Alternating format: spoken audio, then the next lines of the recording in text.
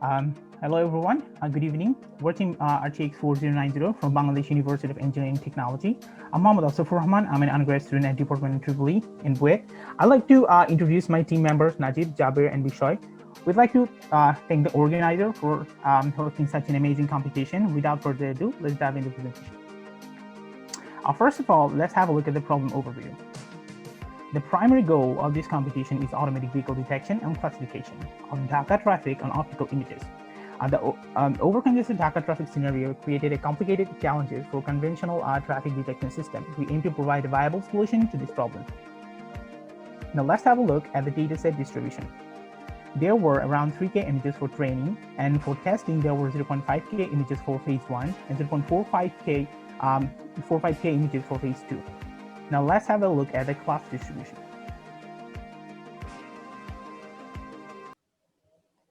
While solving this problem, we face the following issues: mislabeled images, class imbalance, insufficient samples for some classes, day-night imbalance, highly congested vehicles, different camera angles, and variance in aspect ratio between train and test images. Now let's take a deeper look at those. There were some mislabeled images which were removed so that it doesn't confuse our model. There was a noticeable class imbalance which was mitigated using external dataset.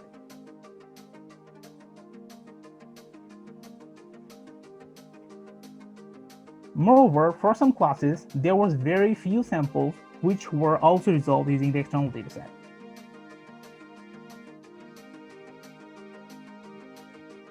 Also, there was a huge imbalance between day and night cases for both train and test dataset, which was also addressed using the external dataset. Furthermore, there were some images having highly overlapping vehicles, which was difficult for the model to detect individually. That was tackled using attention block. More on this is later. Additionally, images taken at different angles were very challenging for the models, which was solved using multi-skill training and different augmentations.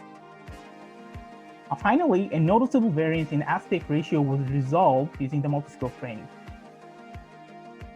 We have used around 4.5K images for external dataset. Now let's move to the distribution of the external data.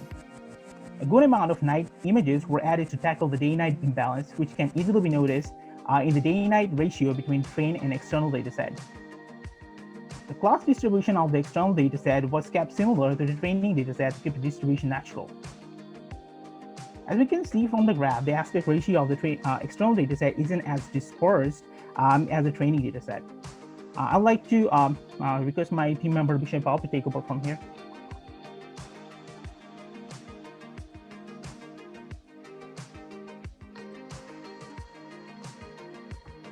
Hello, can everyone hear me and see my slides? Yeah. Okay. I am Bishoy. Hello. Okay.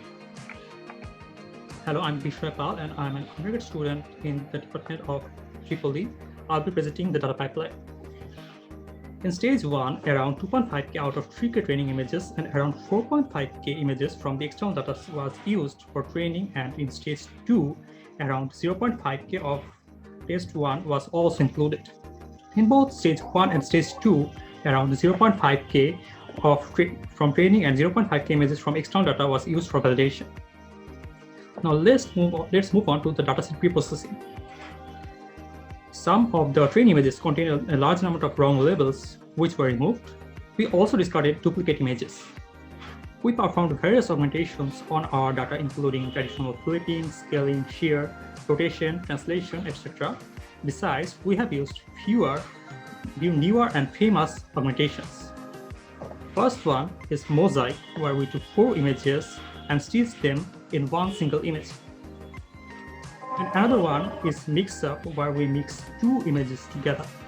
The output image is simply a weighted average of 2 images where the weight was chosen from random beta distribution. As we have said earlier, the aspect ratio of training images does not follow any proper bound. We have seen various scales of the image. To make our model robust against change of image scale, we used multi-scale training.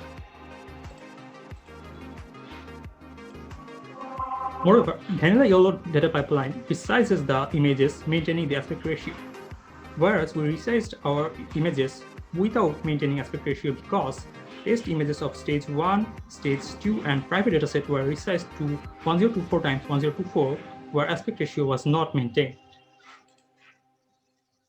For the next part, I would like to invite my friend Najibur Rahman to present.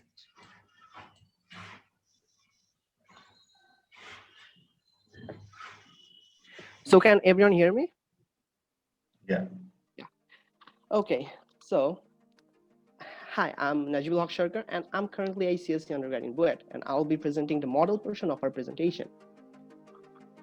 So as you can see, we tried a lot of different one-stage and two-stage detection models, such as yellow, FDET, FRCN, and much more. But in the end, we settled on using yellow V5 and yellow V3 SPP as they had the highest accuracy from our experiments. So this is our final model pipeline. Two V5 models, one variant of V5 model, and a single V3 SPP model were used along with grid ensemble and weighted boxes fusion. So let's dive into the details. Okay, so first let's have a look at the models V5A and V5B, which have the original V5 architecture. So yellow V5 primarily consists of a backbone for feature encoding, a PNet neck for extracting different feature maps, and a head for performing the actual detection. So let's take a look at the backbone.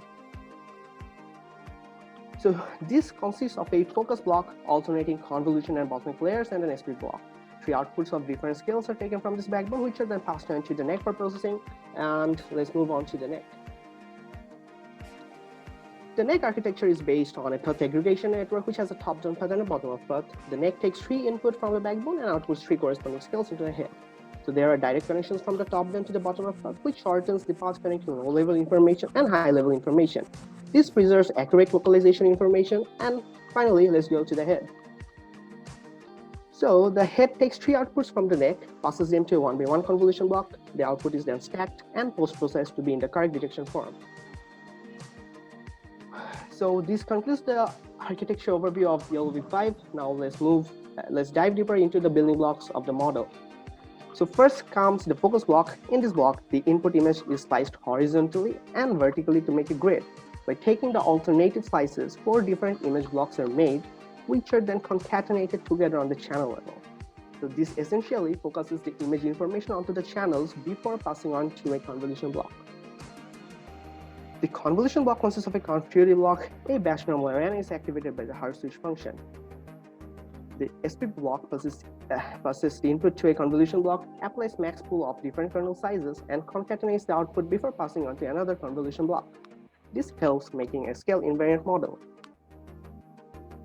The basic bottleneck block consists of a 1x1 convolution followed by 3x3 convolution.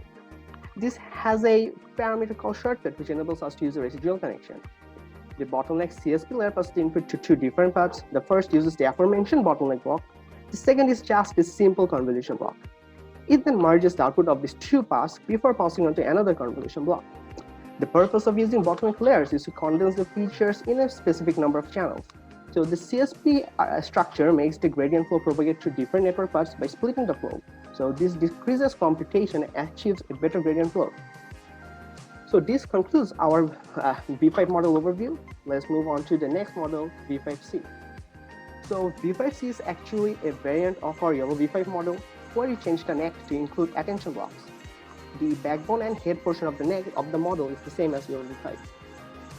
So previously we mentioned images which have high overlap between vehicles as a challenging case. Now, if we can provide contextual information to the model, this should help in tackling this very difficult case. This is where we turn to attention blocks. When we are searching for some suitable blocks, we came across 2 very promising ones. So let's have a look. One of the blocks is a channel attention block. The sequential convolution and batch normal layers extract relevant features and pass them to an average and maximum layers. These are then passed on to a shared multi-layered perceptron before being added. The sigmoid layer extracts the channel-wise attention coefficients to be multiplied with the original features. A residual connection is also added to this output. So this is used to calibrate the concatenation of low-level and high-level features in the network so that the more relevant channels are weighted by higher coefficients. Next comes the spatial attention block. So this takes input from a low-level block, which is the key, and the original input comes from a high-level block. The low-level information is upsampled and added to the high-level input before being passed on to a ReLU function and the convolution block. So this gives the spatial attention coefficients, which are then multiplied with the original input. The output is further processed with the convolution and batch normal block. So this attention is utilized to strengthen the region of interest on the feature maps while suppressing the potential background of irrelevant. 5 minutes left. 5 minutes, please. Okay. So this concludes our V5 variant model overview. So let's move on to the final model, V3 SPP, which my teammate Jaber will be presenting.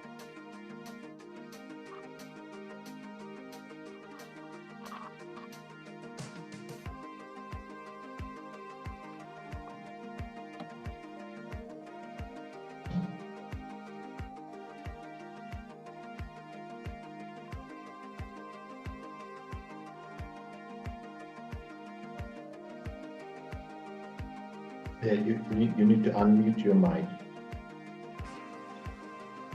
Sorry.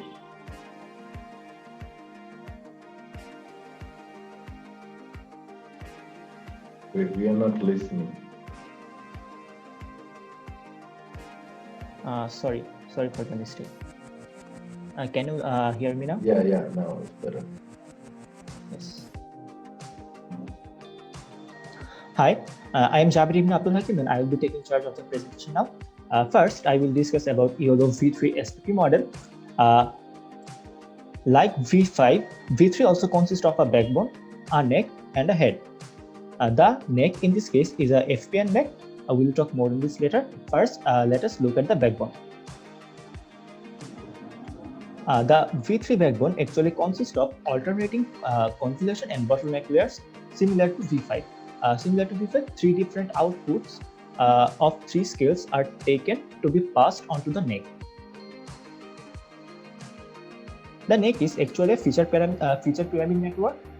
This only has a bottom-down path. It takes 3 outputs from the backbone as input and extract the feature maps to be passed onto the head. Finally, the head is similar to that of V5. So this concludes our YOLO V3 SPP model. Now, as you can see from the figure, we took the 3 outputs from V5. We took 3 outputs from V5 and V5 variant models and grid ensembled them. Then we took the output and ensembled it again with V3 SPP output using weighted boxes fusion. Now let's take a quick overview of these ensembling techniques. First of all comes grid ensemble. The technique merges the output grids directly. It averages the values of the anchor boxes from the model grid output to get a final grid output. Then the output is processed to actual boundary boxes. This is why the final output behaves like a single model, and there is very low increase in the number of false positives if there's any. But this technique can only be applicable for models with similar architecture. Finally, you have 2 minutes, please. 2 minutes. Finally, we move on to weighted boxes fusion. This ensemble technique uses an weighted average of bounding boxes to output final prediction. Uses information from all the bounding boxes to get a more accurate boundary box position. For example, the non-max suppression of this output will give only a single boundary box with highest confidence, but WBF of the same output will combine all the overlapping boxes to get a more accurate boundary box. This proved to be more effective form of ensembling in our case. Now I will discuss about how all experiments affected our results. As you can see from the graphs, vanilla YOLO V5 was able to score 0.16 on test dataset 1. After that, we added external data, which brought our result to 0.22. Furthermore, adding multi-skill training increased our result to 0.26. Apart from YOLO V5, we got almost similar result in case of YOLO V3 while experimenting the same procedures. Finally, ensembling boosted our result to 0.29. All the scores are for test dataset 1. Now let's look at some examples to see the improvements of our model performance. If we look at the comparison of image between 2 stages, we will notice that initially the performance for locating boundary boxes was quite satisfactory. However, the classification was very poor. It misleveled nearly 40% of the predictions. While we look at our final model, we will see that the predictions are nearly perfect. Same goes for an example of test dataset 2. we will notice many unnecessary predictions in case of vanilla model, which were improved while using our final model. So that's our presentation. We will wrap up now. Thanks everyone for listening. If you have any, if you have any question, you may ask. So I will just stop my sharing. Thank you. Yeah, thank you very much.